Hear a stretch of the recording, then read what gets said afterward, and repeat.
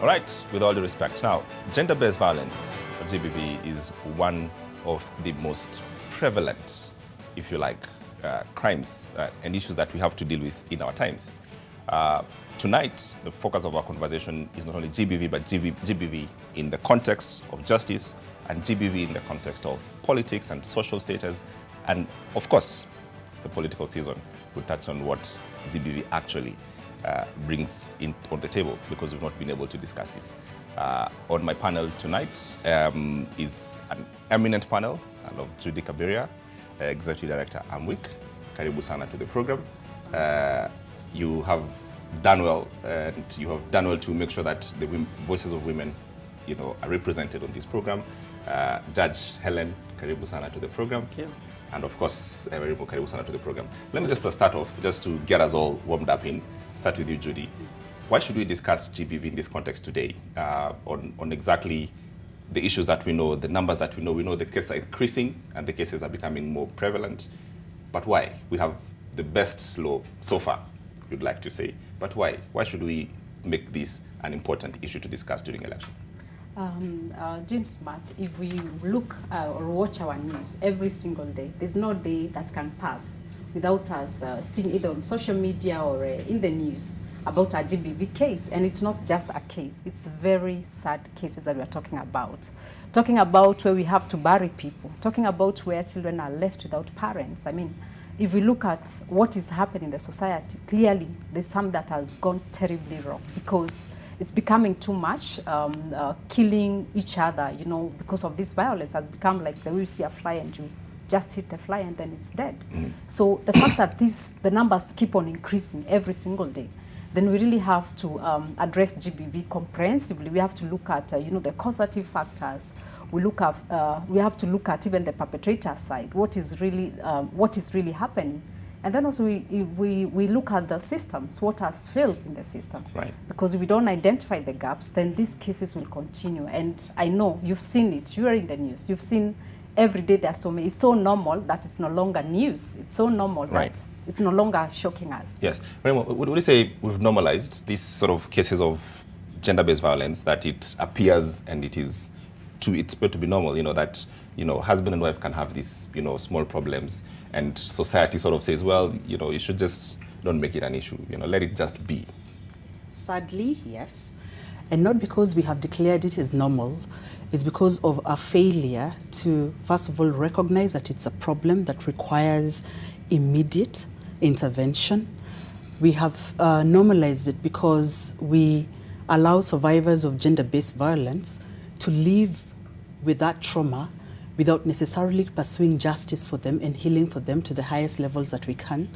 We have normalized it because we are good at issuing statements around and against gender-based violence, but very poor, and probably deliberately so, in terms of allocating the required resources that are required, either by institutions or individuals, to address GBV. So yes, unfortunately, we have normalized GBV as a country. Right.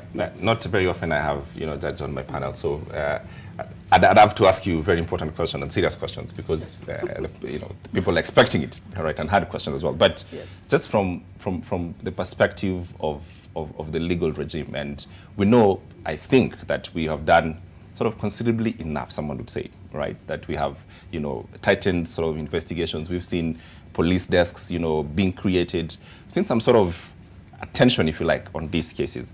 From just where you sit, would you say the cases that are coming through either, have the right sort of threshold to see a conviction? Is the problem really at that end, or the problem at a further end, during the investigations or that sort of thing?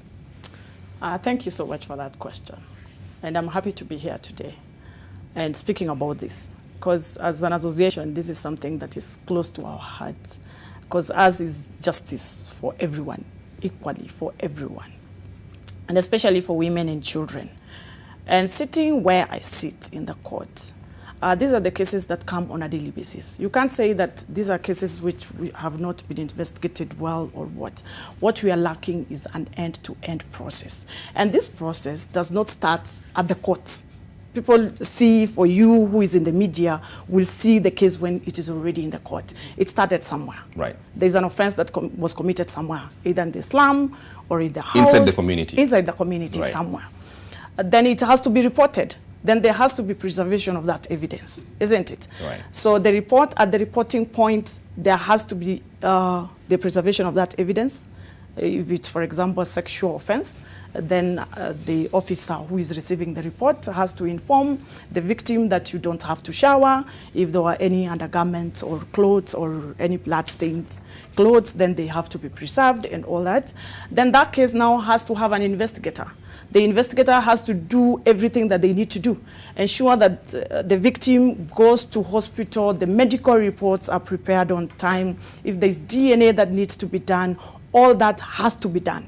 But under the Constitution, all that needs to be done within 24 hours, isn't it, for someone to take plea? Right. So what happens in essence in a normal day basis? Someone is arrested, first they will record the statements, sometimes the evidence is not preserved, they take the plea as we will take the plea, isn't it? Right. Then we will wait, then statements need to be supplied.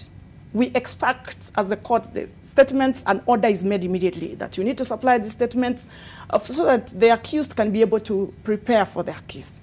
But trust me, Smart, you will wait, you will give adjournments.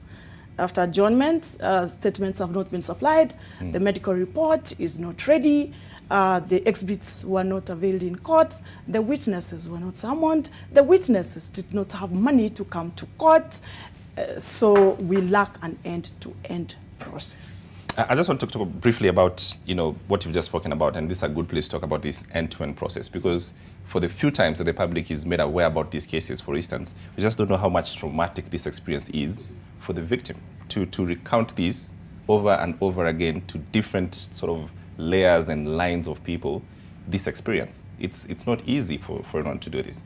Just talk to us through just the process for the victims first, to understand how problematic this process is. The good thing, this we started off from the 16 days of activism, and we decided the issue of GBV cannot just be handled within that time of 16 days of activism. And that's why we thought it is good that we have follow-up even throughout this year. And the biggest challenge first is, we have a very rich legal, legislative framework in the country. We have done a lot of progress. We have established the gender desks. We have the polycare, like the one-stop center. But we still have a lot of inconsistencies, even within that same legal legislative framework that we have in our country. When you look at the structural hurdles again, it's all another big issue. Like she says, there's no proper coordination. The end-to-end process is not there. So you find that we are dealing with a broken system from what happens when the victim goes to report the case. Right. And I had the first-hand experience as a journalist during COVID period. I was working on human trafficking and GBV in Kenya. And James, what I saw for the first time, I abandoned my journalism. I decided to go trying to help victims access justice. And I handled that case where a young girl had been defiled, and we went to the gender desk to report the case. So even the issues of corruption, the issues of how they are treated. Na huyu naye amefanyiwa nini? Nani amemfanya hivyo? So casually, they're not even putting themselves in the shoes of the people who've been abused. So we need training all through, from when somebody is abused, when they go to the police station. These gender desks, let them not be pieces of wood, but we want functional gender desks with professional people, qualified people, people who are empathetic and people who can understand the journey of the victim. This is really lacking. So the burden is on the victim. It's the victim who suffers more than the perpetrator. And right. then they're moved from corner to corner, come from here, get a photocopy from there, go to that office, come back here. I mean, this is somebody who wants something so that they can even go to hospital. They even want to have the evidence recorded. So the system is broken all through. And the worst part of it is still that society that tends to think that, especially where maybe the victim blaming part of it, mbona ulimwacha peke yake. It's not about why did you leave themselves, but it's right. a crime that has been committed. So the focus should be on the perpetrator, the person who committed this crime. So this system is entirely broken, and it's broken right from the beginning. And the worst part of it is that we have all these cases. The law is there. The structures are there. There's money dedicated to that. But ask yourself, how comes a lot of cases go unreported?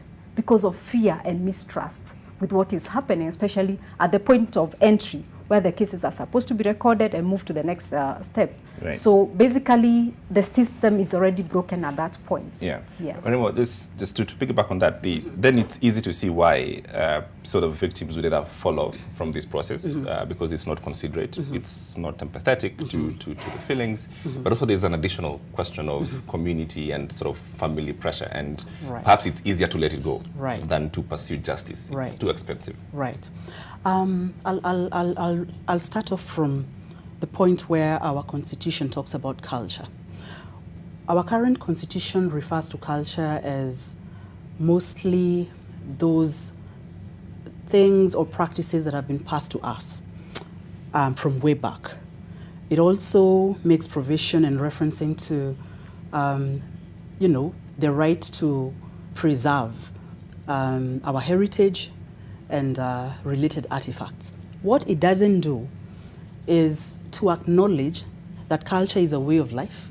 It is dynamic. And the culture that we have on GBV has been inherited because for the longest time, GBV has been justified as a cultural practice.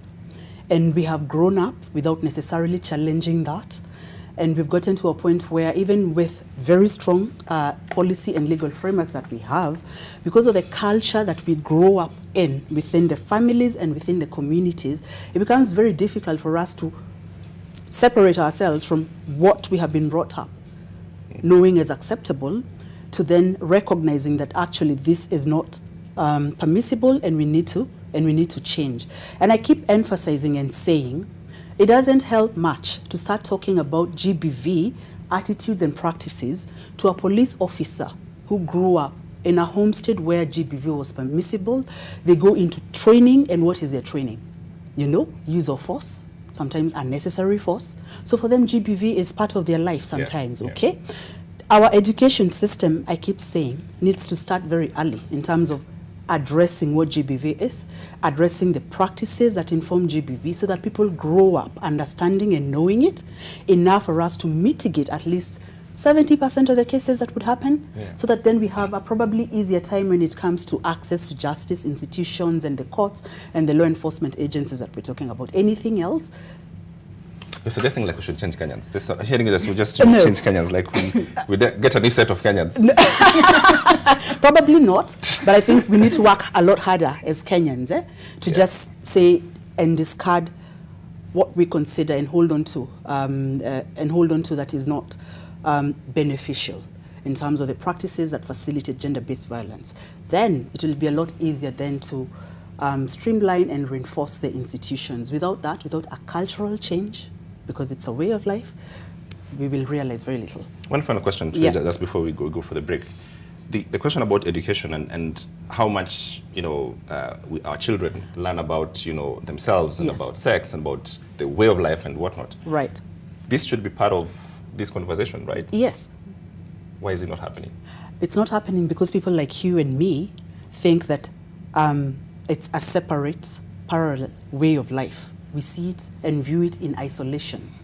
Again, if you don't look at GBV within the broader context of development to understand its ramifications socially, economically, politically, we will always relegate it to second or third position. People invest or put effort in things that they value, in things that they understand could cost them loss or affect their ability to realize their potential. As a country, we haven't yet realized the implications of GBV on our entire well-being as a country, so that even when we talk about development and do our calculations on growth, etc., we do not factor in the cost of GBV on the health system. We do not factor in the cost of GBV on the education system. We do not factor in the cost of GBV on the economy. And so we keep playing around about it. So we have political statements, we're going to do this, we will end FGM, for example, by a particular time. And then when it comes to allocating the resources required, there is always an issue of budget. Yeah, shortage. Why? Well, if it was important for us, if we understood it and appreciated it enough, we would have enough resources in place. All right, you're watching With All Due Respect. My panelists tonight, Judie Kaberia, Executive Director, AMWIK, Wairimu Munyinyi-Wahome, Executive Director, COVAW, and Hellen Onkwani, Principal Magistrate. Thank you all for coming.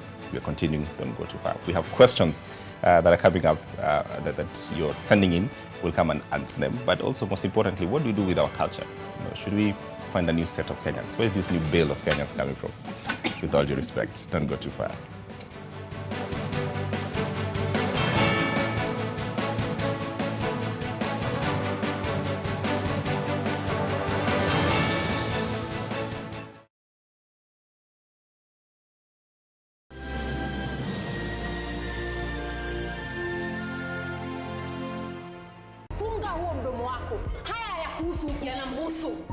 Kila zuri lina kafara yake.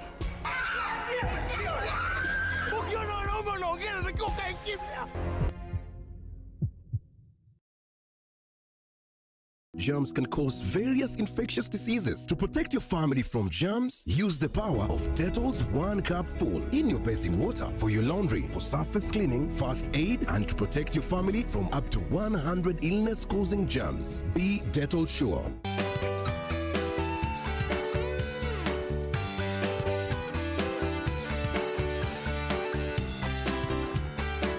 The perfect definition of love is home. A home is more than a feeling of comfort, warmth, and security. It is what we all yearn for and what all relationships need. Our homes are very ideal for investment, being that they are very close to the tarmac and the nearest towns, and for family living. Let's get straight to it. Ready for whatever. We gon' ride. Line 'em up. Let's go toe to toe. Tell 'em pick a side. Put in work. We don't play no games. Watch him run in high. Savage mode. We gon' keep it G. Yeah, you know. When cooling down is easy, this easy. Nice. You even took it with a smile. What about yours?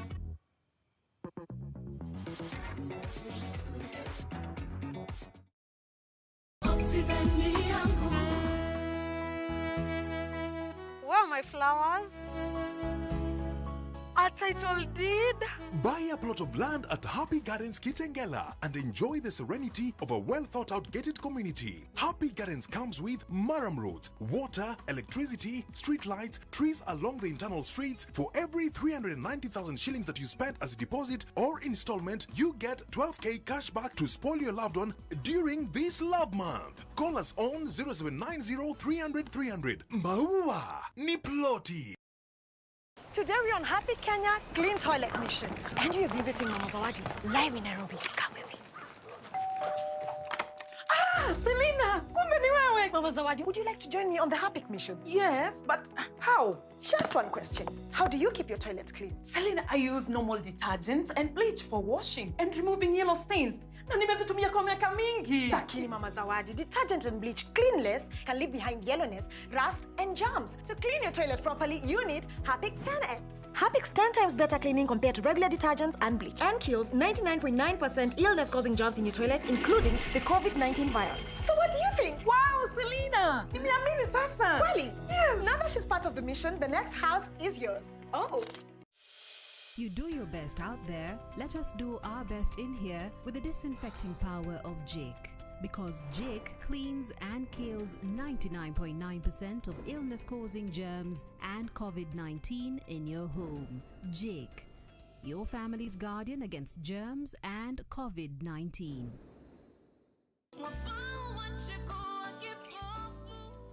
Mutaka tu kuwa na madhara nijali. Nashika. Madhatuka mtu yoyote mwingine. Lakini unajua madhako ni msik. Mbona madhangu? Kukuelezi shida, Mariga. Shida ni mbona mkuniambia? Kwani mnanibebaje? Mo, surely, shida iko wapi? Sisi ukuja huku. Hebu ninyamazie na makelele zako.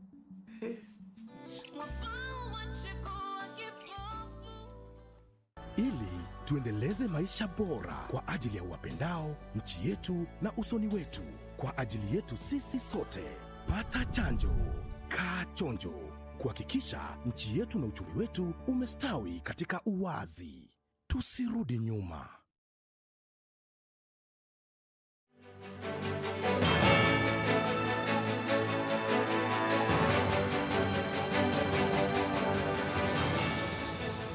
Welcome back. You're watching With All Due Respect, sitting in with Judie Kaberia, Wairimu Munyinyi-Wahome and Hellen Onkwani. I was on you before we took the break, and we were on the important question of what do we do with our culture, right? What do we do with our whole sort of mentality and that sort of keeps holding us back and making it impossible for us to, if you like, transition to this 21st century new Kenya, right? And just from experience. Thank you for that question. The Kenyans have the mentality. It depends where one is coming from. We come from different cultures and different traditions and different orientation and different education background and everything like that. There are communities who believe girls are not supposed even to go to school. We have communities who believe that. And you know it, you're in the media, and you know it. No, I don't. Educate me. Judie will tell us, and they have been in the field. Okay. Me, I'm in court. Okay. Yes. I will allow that. Who come to court. So what happens, there are people who believe that a girl is supposed maybe to be circumcised and they be married off, and that is it. So what are we trying to do? For us as an association, we are trying to do in our strategic plan, we want to start mentoring the girls. Because there are some girls who know, for example, if you become pregnant, that is end of story.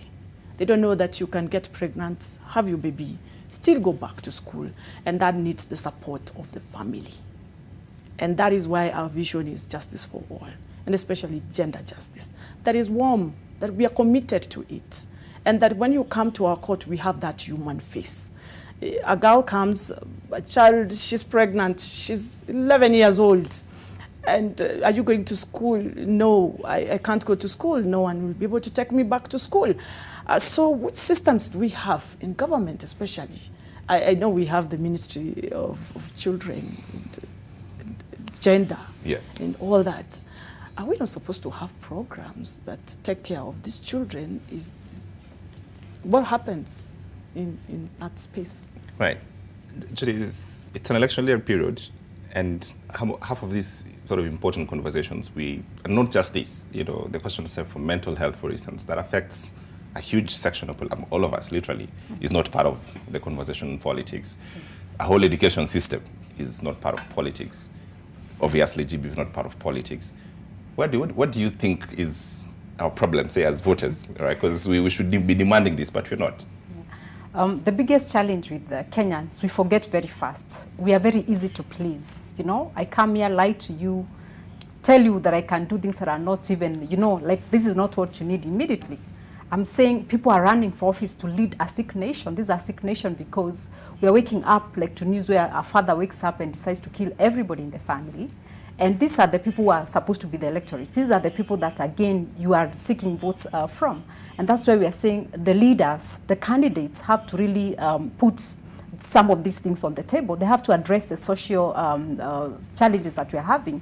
And one of them we can't run away from is the ISOL of GBV. We can't run away from the mental illnesses. We can't run away from the causative factors, which I'm asking, how comes the GBV cases have escalated so fast and in, very shocking levels? We need to identify what is happening to the people, what is making them to do that. Without us checking, and even checking at the perpetrators, why are they doing this? If we don't address it from both ways, and that's why I'm saying it starts with the leaders that we elect. It starts with the willpower. It starts with the willingness to address the things that are ailing the society, the things that are affecting us. And that's why the Association of Media Women in Kenya, we've decided as we go to the election this year, we have to start picking already when we see issues already, being reported to us. Like recently, we received a video clip, a young girl, not a girl, she's a lady, a young lady, she's 26 years old. She said she wants to run for MCA. Then a song is produced telling her, we cannot give you votes. The only thing we can do for you is to rape you. So what happens to this lady when she goes to the field? The song has been done in the local language. So what are you telling to the people when she goes to stand there? I'm very happy recently when a man slapped a woman at a campaign rally, the police took action and this person was arrested. So we really have a responsibility, and even political party leaders in the country, whatever they have to take responsibility for whatever they are doing. We cannot start, normalizing everything, we have to start stopping this thing, because at the end of the day, what is going to happen if the people we expect to vote for us are sick, they're killing each other? What if we like kill each other? Who are we going to lead? Who are we, going to be accountable to? So I think as we move to the elections, we have to start asking those questions. And also the media has a very big responsibility to play. It's not about being sensational. It's about us going deeper into issues, asking the hard questions. When we have the presidential debates, these are some of the things that we should not miss on the discussion table. We cannot just talk about the economy and not looking at the relationship between the economy and the impact of violence that we are talking about. So all these things are interrelated, because you look at it, when someone dies, what happens to them? Maybe it's the breadwinner of the family. Maybe this is somebody who was working somewhere. So there's an impact when we look at the society itself, the politics, the economy, and all this. So all this is interlinked politically. And if we are not going to ask those hard questions, we are just going to be superficial and just tick boxes of the manifestos, write all those things that are even impossible to achieve. We really have to look at what is ailing the society and let them tell us how they are going to address that. Unfortunately, some of them are abetting it. They're the perpetrators. They're already making the indication. You can see even the verbal exchanges. That's how it starts. Before now it gets physical. It starts with me demeaning, a victim, with me, all those words. That's how it starts before we find that someone is already in a crisis. Yeah, you made mention to this, but we already know during this electioneering period, it's the most time that women feel unsafe. Yes. It's the most time that most attacks are sort of on the rise, and perhaps because we're distracted, we're looking at the podiums and whatever, and some of these things are, so sort of we don't have sort of community or even media attention as we would have before. Just from your perspective and, from, COVAW perspective and the groups that you lead, what is it that you think we're missing with this sort of electioneering period? I'll start by saying that COVAW as an organization has a very, I would say, intimate relationship with survivors of gender-based violence during the elections period, including having petitioned the government of Kenya on their behalf. And many years later, and I will not go into details of the case because it is still active, I am concerned. I am very concerned because we had hoped that things would be different. We have been talking about this, years, 2-3 years ago, from 2-3 years ago. I am concerned that in terms of, say, the kind of civic education that has been offered, the kind of statements that we hear, the kind of selling points, for lack of a better word, that aspiring candidates are offering. And mostly from the government, from the law enforcement agencies, I do not see, I am yet to hear about a deliberate plan to mitigate gender-based violence, to make citizens feel safe, trust the system, because just because we have an election does not mean that our life stops, okay? Often what it means for women is that, and especially in the informal businesses, they actually plan and they know for the next 1 or 2, 3 weeks, I cannot run my business because I will be at risk of violation. There is a state of lawlessness that descends upon this country. Yeah. So people think they have a right to walk into premises, and if not only steal from you, they think they have a right to violate you as a person, and mostly women and girls, and especially in areas where security is not very strong or organized, okay? Now, I would have expected that is a priority because really we have become a case study as a country. The world is watching, and they're not watching optimistically. They're watching to see whether we will again, walk that road. I think we need to do ourselves justice as a country and save the fabric that is left by demanding, because it is a right, by demanding that the government, first and foremost, tells us what it is planning to do in terms of ensuring that we are safe and that GBV is mitigated for everybody. For candidates, female candidates that intend to run for office, and for this female citizen or voter that intends to exercise their right. They need to do that without intimidation. They need to do that without reliving the trauma of the past 2 elections that we have had. Right. Yeah. So it says, usually things end up, with the judiciary, and unfortunately you have to take the flak for the judiciary, right? But the question here is this, that, and all these cases from 2007, still stuck in the courts. And we know the problems. You've spoken about it in the beginning.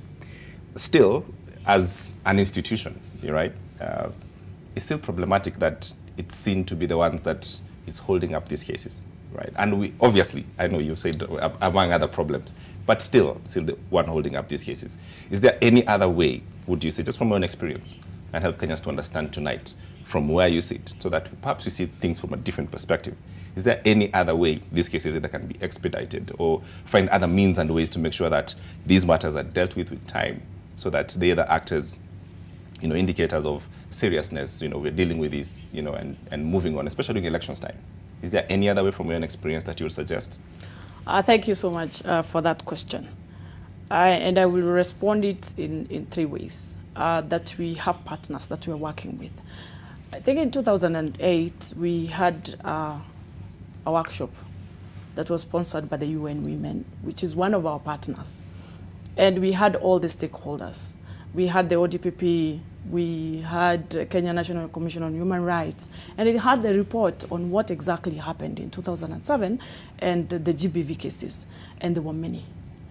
And from that, we came up, actually, as we are nearing the electioneering period, we are still working with those groups, with our partners.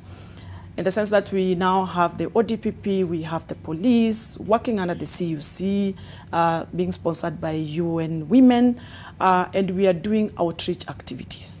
What are we looking at? What happens? What do we need to do?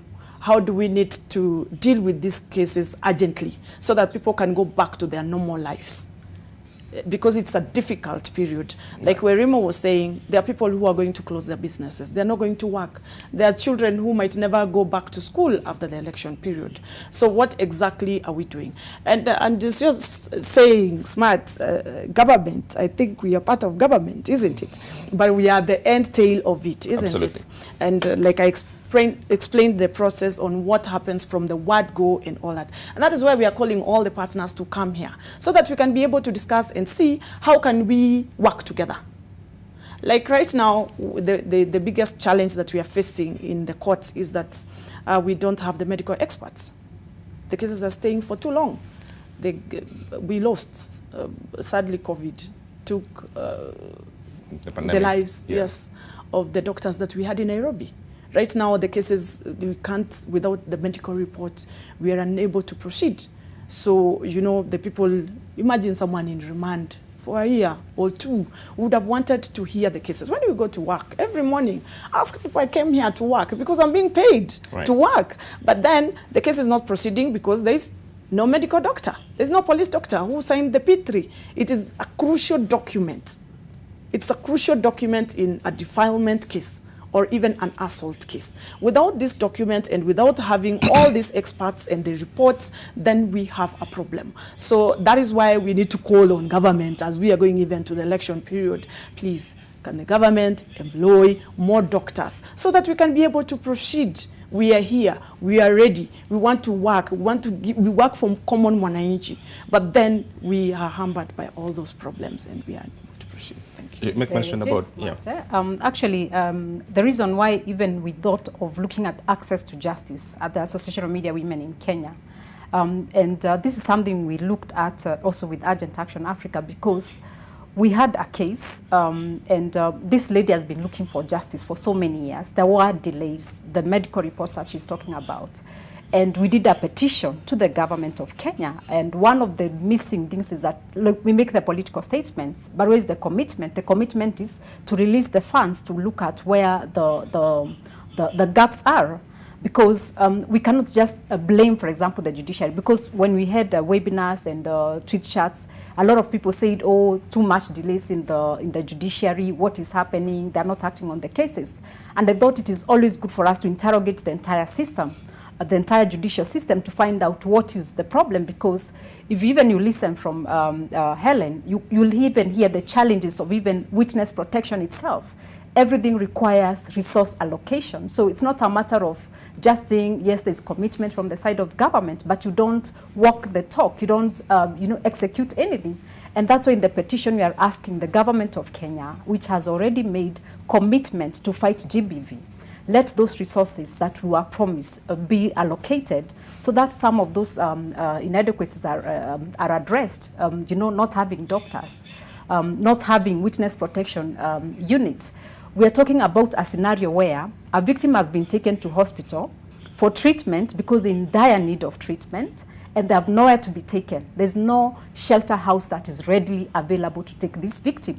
So the nurse is torn between releasing this child to the family where the perpetrator is in the same house and going with her to her home. And I witnessed a case where a nurse went with the victim to her home because she was like, I can't release this child to the person. So where are the public shelter houses that are readily available? And because without a shelter house, that means evidence is not available. Because if the victim is not protected, they'll go back to the same perpetrator, its family. How do you even ask the family member that you're living with, take the stand, testify against your father? So let us be realistic. Let us look at the system in its entirety and let us dedicate resources to that. This cannot just be about empty talking. It's about putting resources there and not just political statements, because this is what we are fond of doing every time. But the reality is when you go just to a court, and smart if you have time, just go sit in a court, listen to the story. Just talk to the people who have gone to those cases. They'll tell you they've been looking for justice for 5-6 years. The case doesn't move. Then we should ask, how comes the cases are stuck here? Yeah, and just related to that, there's a question online, says, can we have special courts for GBV to beat these timelines? It's a straight question. Oh, thank you. Actually, that is what we are looking at. And on 10th of March, we are having the first International Women's Day that was commissioned last year. And we want to launch a pilot court in Nairobi that will deal with GBV cases and see how that end-to-end process is going to work. And that is what we are asking government and the county government, if they can be able to collaborate with us. Like the Nairobi NMS is doing a great job.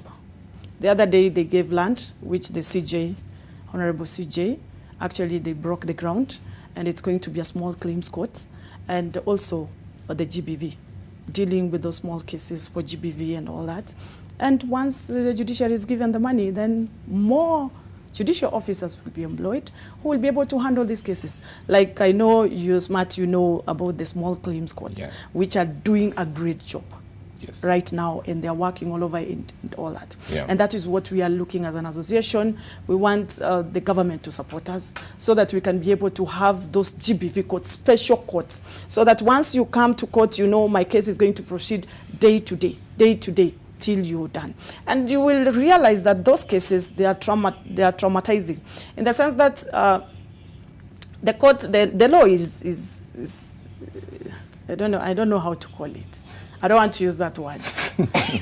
I don't want to use that the law is an ass. Yes. It's an ass. Yes. Anyway, so what happens is that, for example, we get transferred.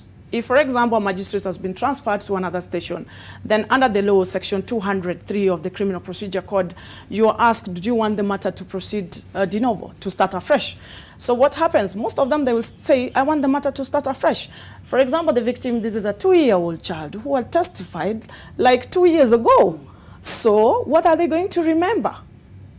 So also issues about the law, how do we deal with the law? We need some amendments to the law. And as an association, we are actually helping the judiciary and the government in policy and also in making recommendations on the way forward on how to deal with these matters. Thank you. I'll take a short break on that. We'll not start afresh on this program when we come back. We will continue with this. And we'll do a question of statistics and exactly where do we sit on that. You're watching with all due respect.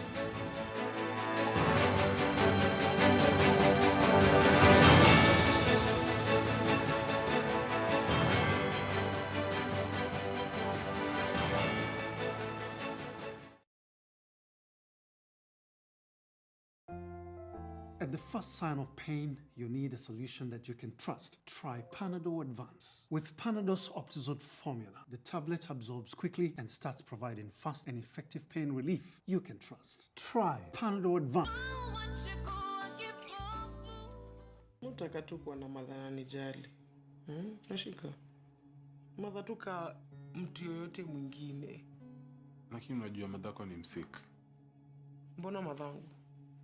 Kukuelezi shida, Mariga. Shida ni mbona mkuniambia? Kwani mnanibebaje? Mo, surely, shida iko wapi? Sisi ukuja huku. Abudi nyamazie na makelele zako.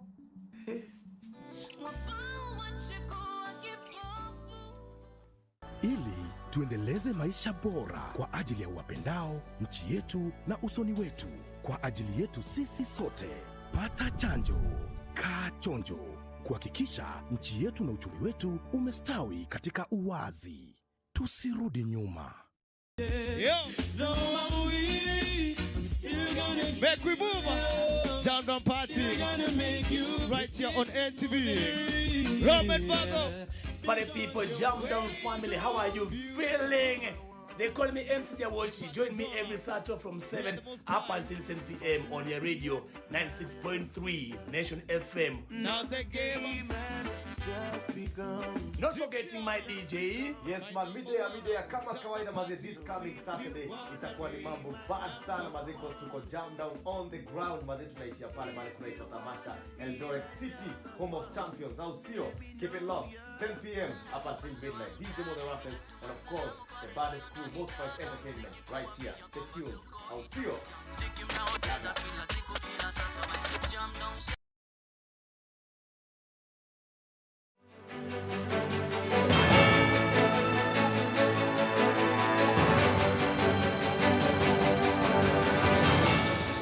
All right, you're watching With All Due Respect. Before we took the break, we are on the point of discussing the data and the statistics on exactly what we're talking about. Because sometimes when we hear about GBV and you hear every once in a while on news, that's when you think it's happening. But I understand it happens every day in more frequency than we even believe. Let's start with Judie. Just give us some statistics. First, what I would like people to understand how bad it is. First is that there's a desperate call, the cry of the victims. And Jane Smart, just last year, December, not even long before, we were having a webinar and a victim decided to open up. Her story was really horrific. It was so sad. This woman had gone to report a GBV case. She had been violated by her husband so badly, you know. The kids had been taken away, she had been beaten up. So she went to the police station to report the case. In the process of reporting the case, she was raped at the police station.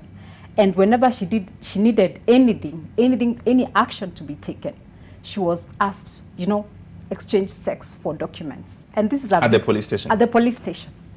And by good luck, this webinar that we had Honorable Sarapai from the judiciary. We also had this different CSOs that were there. And they were the ones now who are like, no, we have to pick up this case.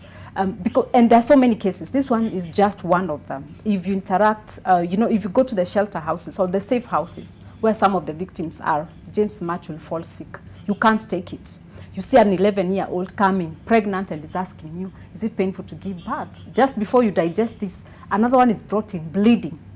And if you see now the process of women going to report that case, the difficulty even of having these children accepted in the safe houses, because these safe houses are mostly run by civil society organizations. And that's where we are saying without that public shelter house, without that public safe house where it's very easy for victims to be kept somewhere, then it's really problematic. And the numbers, even what you get reported, is not the real picture. Because the media will report every once in a while. But let me get you just the same question of the statistics and cases that you've had to experience and gone through. Because and speak for myself, this is absolutely shocking. Not that we didn't know it's happening, but it's absolutely shocking for people who deal with this every single day. Please. So one is to understand that on average, 1 in every 3 women have experienced some form of violence. And there's a lot of silence to date around incidences of violence. So most of the cases of violence are never reported. So the numbers that we have are shocking, but that's just a segment of the actual realities that, you know, we are experiencing every day, from the workplace to the families. Now, I want to talk about institutions again, and to make reference to marginalized or vulnerable women or girls. We have a case, and unfortunately, after 5-6 years of that case in court, you know, we did not win that case, but then we are happy that we handled it, because it brought to light the many dynamics that are faced by women and girls with intellectual challenges. So here is a family that wanted the best for their daughter who had intellectual challenges. And so they identified a special school where they could take their young daughter so that she could be equipped with skills in an environment that understood her, okay? Proactive parents. And it's extremely difficult, parents who have children with special needs, to access quality education because our education system, again, still needs a lot of improvement around that. What happens to this young girl at the time she was about 12 or 13? She was violated by the head teacher of a special school. That one who has been entrusted with the safety of those children violated her. And she fell pregnant. So many years later, we no longer have a case. And in addition to taking care of her because she had to drop out of school, her parents have to take care of the child that was brought forth into the world by a child who needed to be safeguarded. Okay? How does anyone deal with this? It's traumatizing. It's traumatizing, but it also gives you the zeal to go at it until we can realize some change in this country. And it's difficult even for the courts because we're talking about issues of translation, issues of communication. We have issues of stigma. We have communities and people who believe that women and girls with intellectual challenges are lesser beings, and so you can violate them, and it is okay, all right? And the guardians or the caregivers of those women or girls, most of them do not have a voice. Most of them, because of the kind of care that comes with having such children, are not able to engage fully in economic activities that can earn them a sustainable livelihood. Are you seeing the mix? You know, the ripple effect? Right. So really, it's a comprehensive approach, as Judie says, that is required so that we're not only dealing with one aspect of GBV, but factoring in all the vulnerabilities that come in society and how each of those is affected. The boy child as well, also exposed to violence as well, maybe not at the same, in terms of frequency and numbers, not as high as the girls. But it happens. It happens, and nevertheless, it is important that we're also looking into those cases of sodomy and other forms of violation against boys and men. So really, we've got our work cut out for us. Judge, how many cases do you deal with in a day?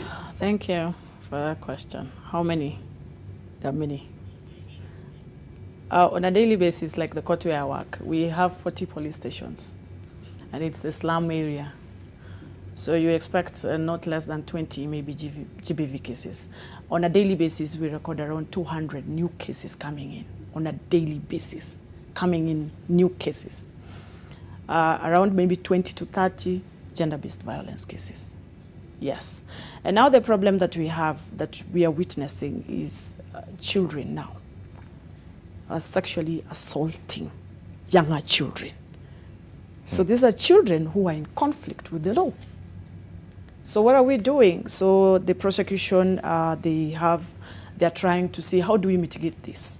Because where do we take these children? These children in need of care and protection, isn't it? This is a child who is 12 and molested an 8-year-old. So here, you're looking at it and you're wondering, where are we? But also now we have a problem because they need to have an advocate. They need to understand what is exactly happening. Imagine a child who is an 8-year-old, who is a subject. They are not called accused persons. They are called subjects. We call them subjects. Right. They are here. They're in the court process. They're being read to that you did this. You know, the language is straight. It's straight. I don't know whether I can say it here. Please, go. This is what we say. Yeah. You have to read the charge sheet. You have to say, I won't say because maybe my dad is watching and my children, and they don't understand what exactly happened. Yeah. We state the private parts, the way it is. Yes. That is how it's supposed to be stated. Yeah. Imagine an 8-year-old listening to this, being read to, and being told, look here, you inserted A into B, child, age this amount. It's already so traumatizing. How do you deal with that? We deal with it. We have to listen. They are subjects. So what the prosecution prays for in court is that they will do a children's report. They will go and find what is the alternative to deal with this child. Do they need counseling? How do we deal? We have to look for an alternative way to deal with the children other than putting them in a children's remand. Right. You know, they're going to school. And now we are also having a problem. The education system changed. So it is, we are having a challenge where you have a case which needed to come. A child was defiled during the COVID period. They can't be able to come to court to testify. So your diary is full and you're being told, look here, the victim can't be able to come to court this time. So you have to give a date maybe when they are on school holiday. So your diary is full, you're trying to fix all that, and sometimes now all the cases and everything, but we are trying our best, because what we do is that we give them priority.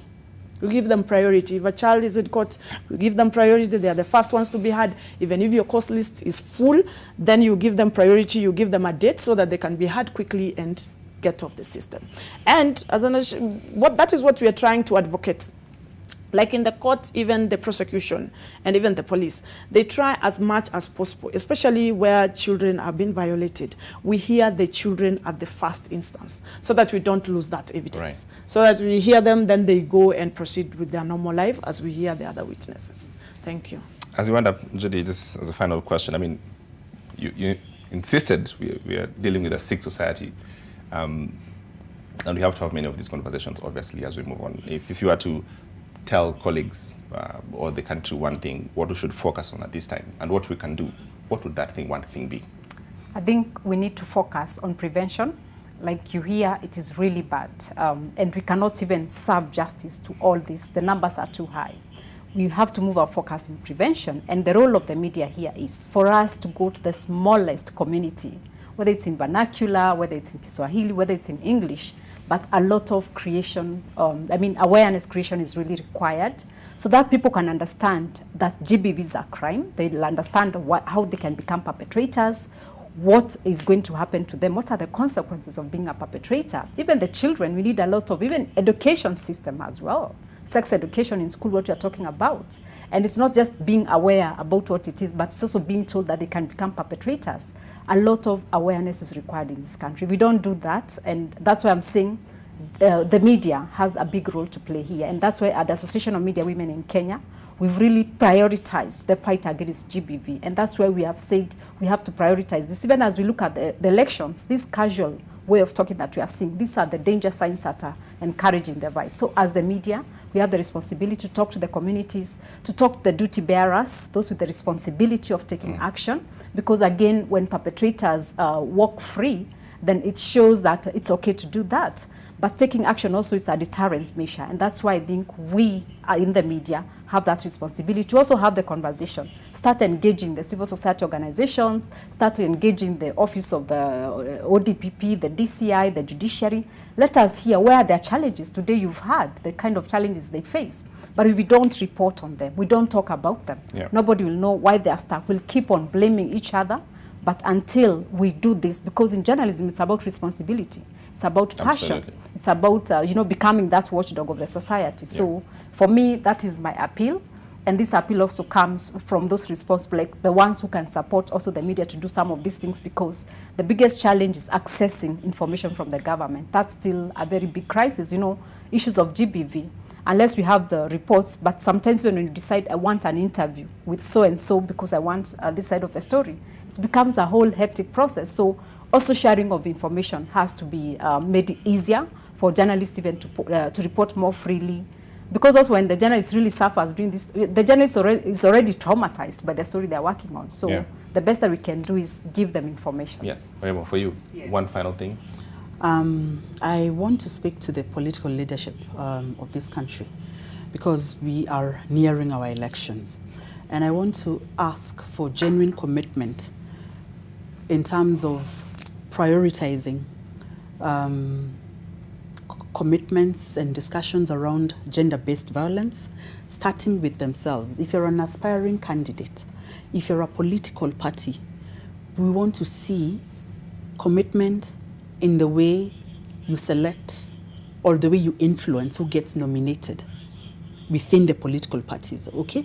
So that you're passing messages to say, ideally, this is the kind of candidate that we would want to be a flag bearer for our party. A candidate who does not have a history of gender-based violence, a candidate who does not perpetuate or fund violence out there in the communities. And as a leader, even after you get elected, do not simply use it as a stepping stone to acquire votes and then stop. Right. We really do want to see political leadership translate the commitments into reality for this country. And then finally speak to us at family level and just say that a lot can be mitigated if we normalize these conversations and changes and influence changes in behavior and attitudes by interrogating ourselves and taking responsibility, then we can mitigate a lot of the gender-based violence in this country. All right, that's final go. Final go, thank you. I am happy to have been in this show. I have heard exactly what is happening out here. Maybe to Kenyans, please, as we are going to election period, be your brother's keeper. Take care of one another and remember, it can happen to you. Right. There is no one who is safe. Not even the boy child, not the girl child, not the woman, not anyone. Let's all be responsible Kenyans and respect the law. Okay. I want to finish with one comment from Joseph Ocheno, who has been traumatized, of course, by these conversations tonight. And he says, I just realized we have this 5% of the world population, the most horrible beings on earth, causing a lot of pain and suffering to people. We need to discuss about narcissist people. And I think he got the point right, that yes, we need to discuss our way of life. Judie says we're a sick nation. I couldn't say any better. Thank you very much for my panel tonight.